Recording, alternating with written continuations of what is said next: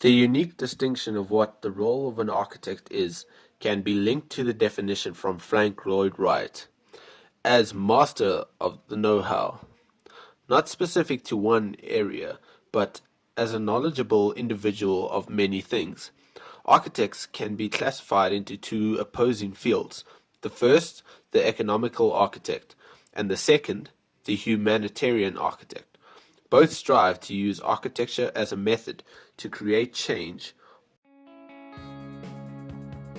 The economical architect is what is currently very well known in society and especially in South Africa as an architect whose mission it is to simply design and satisfy a client's desires. The extent of client's desires might not amount to the change in the environment, but rather a quest for economic gain by the client and to a degree the architect. The designs end up with an image of the client's mind with some characteristics of the architect.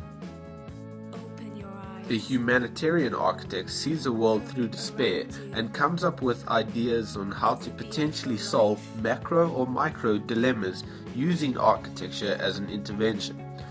The architect uses skills picked up as not only an experienced citizen, but also an anthropologic observer. This architect dictates a new world of problem solving and forms of using architecture to get there.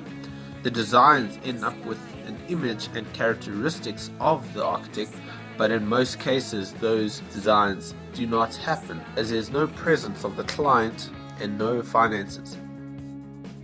The innovation of this humanitarian practice is a compromise of financial gain and independence, especially within South Africa, where the government has no intention of promoting that financial burden. It might be that because of the isolation of government as separate politicians and businessmen, that there are no architects or few humanitarians involved. Why?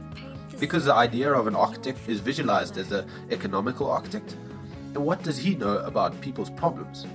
Thus, the desire to fund a project with "what do I get out of it" attitudes will forever fall short until individuals decide to give rather than take. Will that ever happen? Not anytime soon in a capitalist free-for-all society. Yet the ideas of architecture being a solution still hum in the abyss, or rather the institution's dreams, as the intention set out that the mindset of a student is to become a humanitarian architect and to disregard the other occupation completely. Is that right? Should young architects have a choice to which path they choose, or is it manipulation or a means of indoctrination that forces the lifestyle down our throats in the hope that some of us might convert after leaving the institution? The real world swallows the ideas of each student who graduates and forces themselves to produce architecture under the guidance of an economical architect. But is it then the choice of the up and coming to choose where to work? For the needy or for the greedy? A choice of how one chooses to practice architecture is a choice another should respect. What we need is to coincide.